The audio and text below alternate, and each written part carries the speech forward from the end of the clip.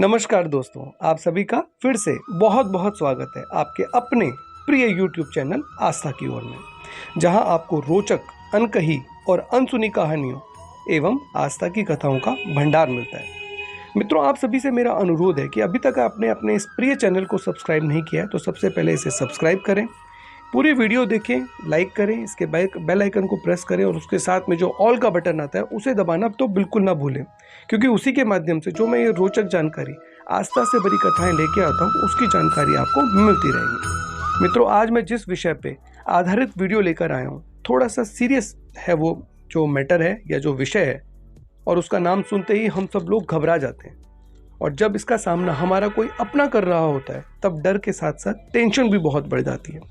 दोस्तों, आज मैं जिस विषय पे ये वीडियो लेकर आया हूँ उसका नाम है वेंटिलेटर। जी बिल्कुल, ये शब्द हमने कई बार पहले सुना होगा या नहीं सुना होगा, लेकिन कोरोना वायरस के दौर में हम सभी ने इस वेंटिलेटर को वर्ड को बहुत ज़्यादा सुना होगा। हम सभी इससे परिचित हो चुके होंगे। मुझे नहीं लगता कि इससे कोई भी अनछुआ रहा होगा। लेकिन इस वीडियो को बनाते टाइम मेरी भगवान से यही दुआ रही थी, यही फरियाद रही थी कि भगवान कभी भी किसी को भी इस वेंटिलेटर का सामना न करना पड़े और न ही इसकी कभी ज़रूरत पड़े। सब स्वस्थ रहें और कुशल मंगल रहें। अब वीडियो का जो उद्देश्य था तो हम जान लेते हैं पहले कि वेंटिलेटर होता क्या है। कोशिश करूंगा कि जल्दी जल्दी मैं आपको समझा सकूं, कुछ अच्छी जानकारी दे सकूं। ये जो आप देख रहे हो कि मरीज के मुंह पे लगा होता है, इसे ऑक्सीजन मास्क कहा जाता है, जो कि एक पाइप से जुड़ा हुआ होता है और मशीन पे जाके कनेक्ट हो जाता है। इसे वेंटिलेटर कहते हैं, जो कि ये जो सामने स्क्रीन देख रहे हो, इस मल्टी पैरामीटर मॉनिटर से ये जुड़ा हुआ होता है सारा कनेक्शन। ये पूरी चीज़ को मिला के वेंटिलेटर कहा जाता है। ये जो आप स्क्रीन देख रहे हो, इसमें 5 चीज़ें, कई बार आप हॉस्पिटल जाते होंगे या आप देखते होंगे एक स्क्रीन लगी होती है, उसमें 5 पैरामीटर या ग्राफ जो होते हैं वो दिखते हैं। बहुत सी चीज़ें हमें पता होती हैं, लेकिन कई बार सबको नहीं पता होती हैं। तो जल्दी से जान लेते हैं इन 5 चीज़ें ये जो होती हैं ये किस किस काम आती हैं। सबसे पहला जो ग्राफ होता है वो होता है ECG, यानी कि इलेक्ट्रोकार्डियोग्राफी, जो कि सबसे ऊपर होता है। ये बताता है कि मरीज का हृदय की गति कैसे काम कर रही है, यानी 1 मिनट में ये कितनी बार हृदय पंप करता है। इसे एक ग्राफ के द्वारा देखा जा सकता है। सामान्यतः एक स्वस्थ मनुष्य जो होता है उसका 1 मिनट में 72 बार जो दिल है धड़कना चाहिए। दूसरा जो ग्राफ होता है ये बताता है बीपी के बारे में। इसमें 2 चीज़ें होती हैं, एक तो सिस्टोलिक बीपी होता है और एक डायलोस्टिक बीपी होता है। जो सिस्टोलिक बीपी होता है वो हमेशा ज़्यादा वाला पार्ट को बताता है और जो डायलोस्टिक बीपी होता है वो कम वाले को बताता है। तीसरे नंबर वाला जो ग्राफ होता है वो SpO2 दर्शाता है, यानी कि मरीज के ब्लड में ऑक्सीजन कितना है। ये हमेशा परसेंटेज में होता है और ये SpO2 ये हमने बहुत काम आया था हमारे कोरोना वायरस के टाइम पे। हम अपना ऑक्सीमीटर जिसको कहते हैं, ऑक्सीजन का नाप तोल करने के लिए। चौथे नंबर पे जो आता है ग्राफ उसे कहते हैं रेस्पिरेशन का ग्राफ।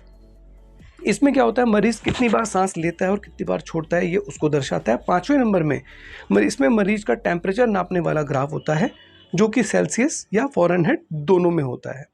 ये मॉनिटर करने के साथ साथ हवा भेजने और वापस लाने का काम भी करता है जब हमारा शरीर खुद से सांस लेने में सामर्थ्य नहीं होता है। प्राय 2 तरीके के मरीज होते हैं। एक वो जिनको सांस लेने में कम प्रॉब्लम होती है तो इनको सिर्फ ऑक्सीजन का मास्क लगा दिया जाता है, और जिनको गंभीर समस्या होती है, सांस ले पाने में दिक्कत होती है, तो उनको वेंटिलेटर पर रखा जाता है और एक नली उनके मुंह के द्वारा गले में डाल दी जाती है और वो जो कनेक्ट होती है वो इस मल्टीमीटर से कनेक्ट होती है, जहाँ पे ये सारी चीज़ें मेजर होती है। कई बार देखा होगा कि इस तरह के जो सीरियस कंडीशंस के मरीज होते हैं उन्हें ICU में रखा जाता है। ICU यानी कि इंटेंसिव केयर यूनिट, जहाँ पे मरीज की हर समय बहुत ज़्यादा एक्स्ट्रा केयर करने की ज़रूरत होती है। इसलिए वहाँ पे हर समय कोई ना कोई नर्स या डॉक्टर जो होते हैं वो अवेलेबल होते हैं, उसकी बहुत ज़्यादा आवश्यकता होती है।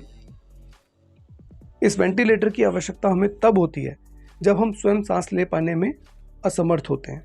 हम सभी जानते हैं कि हमारे शरीर में सांस लेने का जो मुख्य अंग होता है वो फेफड़े होते हैं, जिसे हम लंग्स कहते हैं। इन्हीं के माध्यम से हमारे पूरे शरीर और इसके सभी महत्वपूर्ण अंगों में ऑक्सीजन की प्राप्ति होती है, और ये शरीर से सभी बेकार गैसों और कार्बन डाइऑक्साइड को बाहर निकाल फेंकती हैं। जब कोरोना वायरस आया था उस समय आप सभी को पता होगा कि हमारा जो शरीर था, कोरोना वायरस सबसे पहले हमारे लंग्स में अटैक कर रहा था।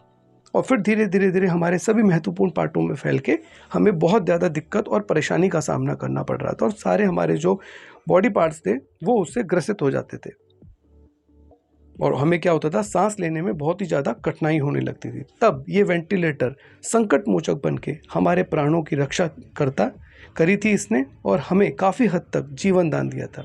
इसे रेस्पिरेटर ब्रीदिंग मशीन या मैकेनिकल वेंटिलेटर भी कहा जाता है। ये हमारे फेफड़ों में हवा को पुश करते हैं एवं इसमें ऑक्सीजन के लेवल को बढ़ाते हैं।